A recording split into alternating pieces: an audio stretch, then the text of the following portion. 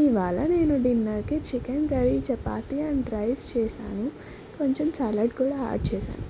దానికోసం ఇక్కడ ఒక బాండీలో ఆయిల్ వేసుకొని ఆయిల్ హీట్ అయ్యాక ఒకటొకటిగా మసాలా దినుసులు వేసుకున్నాను. 4 లవంగాలు, కొన్ని మిరియాలు, సాజీరా అండ్ 1 టేబుల్ స్పూన్ ఆఫ్ జీలకర్ర అండ్ దాల్చిని చెక్క. ఇవన్నీ లైట్గా ఆయిల్లో ఫ్రై చేసుకున్న తర్వాత ముందుగానే కట్ చేసి పెట్టుకున్న ఆనియన్, మిర్చి, పుదీనా వేసుకుంటున్నాను ఇక్కడ. ఇవన్నీ వేస్తున్నప్పుడు ప్యారలల్గా నేను చికెన్ కూడా మ్యారినేట్ చేసి పెట్టుకోవాలన్నమాట. 1/2 అవర్ అట్లా. చికెన్లో పసుపు, కారం, ఉప్పు, కొంచెం నిమ్మరసం వేసుకొని 1/2 అవర్ మ్యారినేట్ చేసి పక్కన పెట్టుకున్నాను నేను ఆల్రెడీ. ఇందులోనే కొంచెం ఉప్పు వేసుకుంటున్నాను. తర్వాత కొంచెం పసుపు వేసుకొని ఫ్రై చేస్తున్నాను ఇక్కడ. కొంచెం ఆనియన్స్ రెడ్ కలర్ వచ్చే వరకు ఫ్రై చేసుకోవాలి. ఆ తర్వాత అల్లం వెల్లుల్లి పేస్ట్ వేసుకొని మరొకసారి ఫ్రై చేసుకోవాలి. అల్లం వెల్లుల్లి పేస్ట్ గోలాలి.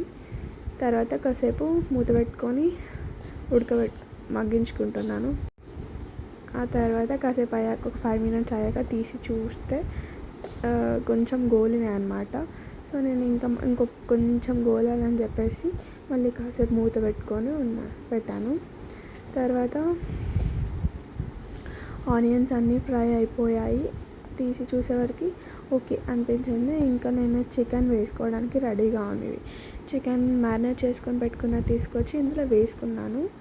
చికెన్ అంతా 1 kg చికెన్ ఇది. సో నేను 1 kg చికెన్కి మొత్తం కర్రీ చేస్తున్నాను. సో అంతా ఇందులోనే వేసుకున్నాను అన్నమాట. చికెన్ అంతా వేసుకొని మంచిగా కలుపుకోవాలి. చికెన్ కలుపుకొని ఆయిల్లో ఫ్రై అయ్యేంత వరకు అలానే పెట్టాలి. స్టవ్ మీడియం ఫ్లేమ్లో పెట్టి చికెన్ మొత్తం ఫ్రై అయ్యేలాగా కలుపుకోవాలి. చికెన్ అంతా తొందరగానే అయిపోతుంది చికెన్ కర్రీ. సో అంత పెద్ద ప్రాసెస్ ఏం కాదు. అండ్ కాసేపు మూత పెట్టుకొని ఫ్రై చేసుకుందాం. ఆయిల్లో కొంచెం అనిపించిన తర్వాత మళ్ళీ ఒకసారి కింద అడుగంటకుండా మళ్ళీ కలుపుకోవాలి. కలుపుకున్న తర్వాత మళ్ళీ ఒకసారి మూత పెట్టి ఇంకాసేపు ఉంచుదాము. తర్వాత కొంచెం ఫ్రై అయ్యాక తీసి ఇందులోనే కొన్ని వాటర్ యాడ్ చేసుకోవాలన్నమాట. సో నేను ఇంకా ఫ్రై చేద్దామని ఉంచాను. ఇంకొంచెం ఫ్రై అయ్యాక పోద్దామని. సో ఇప్పుడు ఓకే అనిపించింది. నేను వాటర్ పోస్తున్నాను ఇక్కడ. వాటర్ అన్నీ పోసాక ఒక 1 glass ఆఫ్ వాటర్ పోసాక చికెన్ని ఉడికించుకుంటున్నాను. దీంట్లోనే గరం మసాలా దంచి పెట్టుకున్నాను. సో అదే వేసుకుంటున్నాను. అండ్ కొత్తిమీర కూడా యాడ్ చేసుకుంటాను ఇదే టైంలో. కొత్తిమీర యాడ్ చేసుకున్న తర్వాత కాసేపు అలా మూత పెట్టుకొని ఉడికించుకోవాలి.